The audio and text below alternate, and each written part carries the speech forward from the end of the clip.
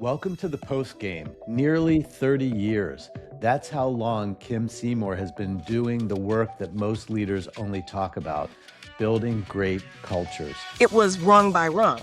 It was, what do you do to get to the next level? scaling teams, transforming organizations from the inside out. I put a high value on forming relationships with people. From General Electric to American Express, Etsy, and now as the first ever Chief People Officer for SKIMS, one of the most culturally resonant brands in the world right now, Kim has seen it all, and she has the kind of hard-won clarity that only comes from actually doing the hard thing repeatedly across very different kinds of companies. Welcome to the Long Game Podcast. I'm Eric Becker. I'm an author, an entrepreneur, and I'm founder and chairman of Crescent, a family office that we built to serve founders, multi-gen business owners, and their families. For all of the entrepreneurs and aspiring entrepreneurs, for leaders and CEOs, the long game is for you. It's the practices, it's the leadership skills, it's the culture that can stand the test of time. I'm Eric Becker, and this is The Long Game. I really enjoyed the conversation with Kim today.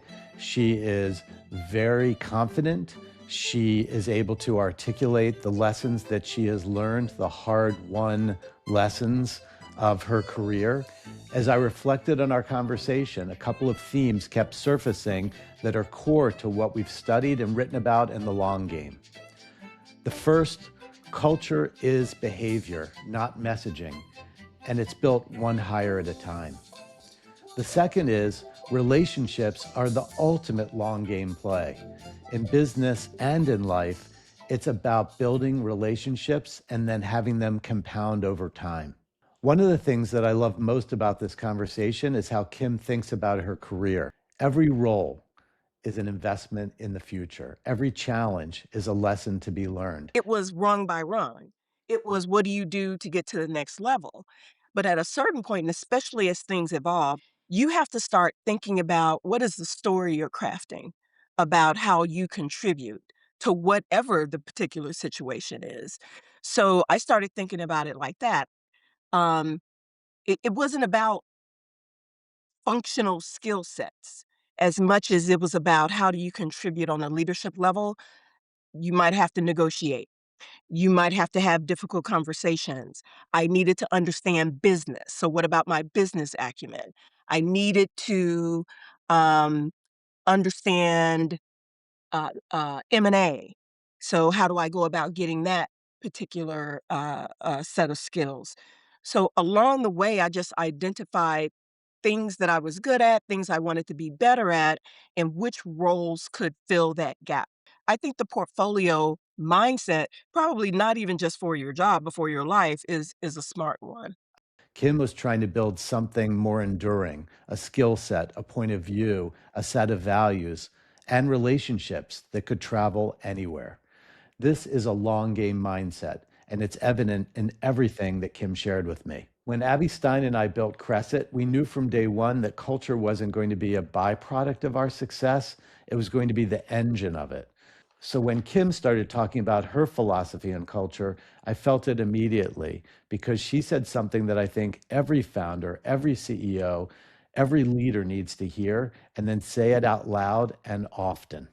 So many companies feel like they come up with the bumper sticker or the t-shirt or the mug or whatever it is, they slap it on there, and then they do something 100% counter to whatever that is. And you have however many employees you have, they look at the bumper sticker, they see what you do, and those two things are not aligned.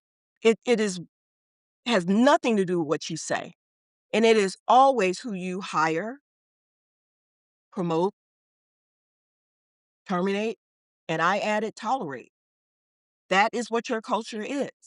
0% what you say, 100% who you hire, who you fire, who you promote, and who you tolerate.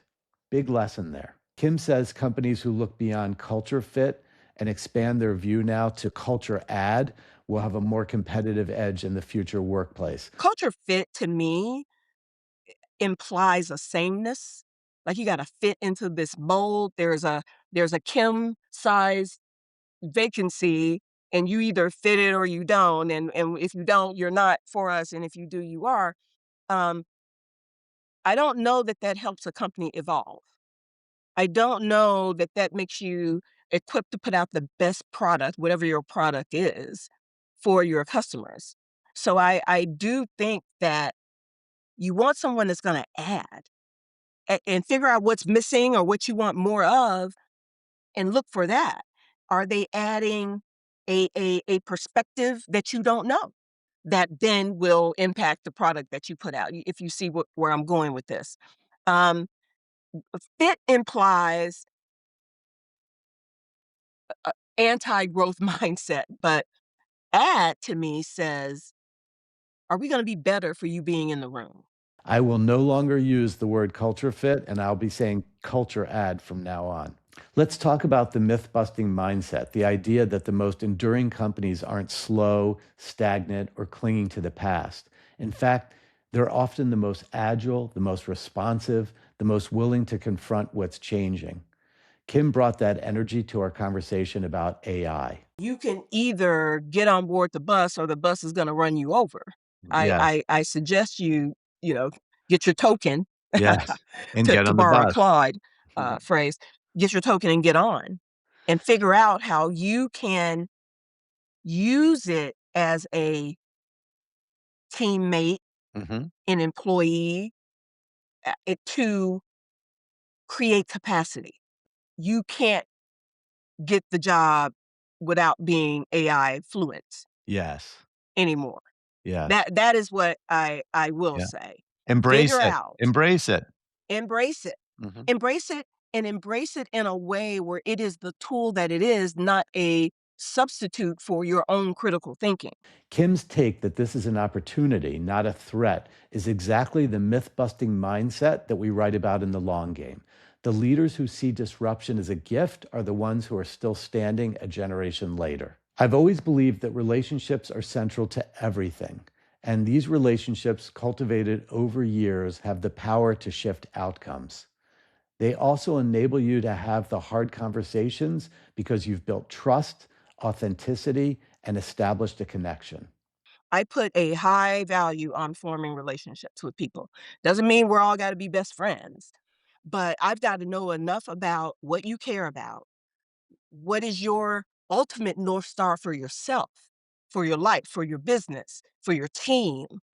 Um, that I can have that in mind as I'm filtering information because I know where you're coming from.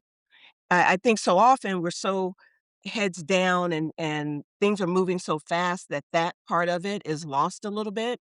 But I don't know many things that don't have a foundation in a strong relationship of some sort. That way, when you have to be on the tougher side or when you have to deliver a message that perhaps people were not prepared to hear, I've had people still walk away um, thankful, pleasant, Yes, happy, right. and Even when dealing with the relationship tough stuff. all these years later. If the people around you aren't willing to tell you the truth, you don't know whether you're succeeding or failing.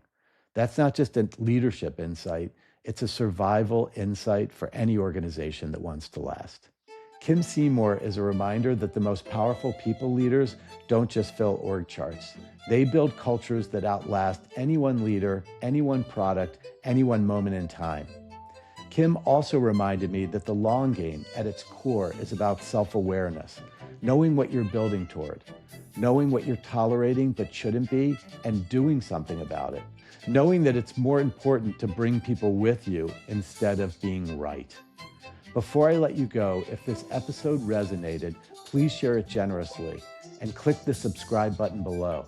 Send it to someone who's building a team right now, stepping into a leadership role for the first time, or navigating the kind of uncertainty that makes you question everything. Sometimes what you need most is the reminder that you're not the first one to stand at these crossroads and that the path forward is clearer than it looks. See you next time on The Long Game. The Long Game, a Crescent podcast, is intended for information only and is not investment advice. Any company discussed is not a recommendation to buy, sell, or hold any security. Investing involves risk, including loss of principal. Please consult your advisors before making investment decisions.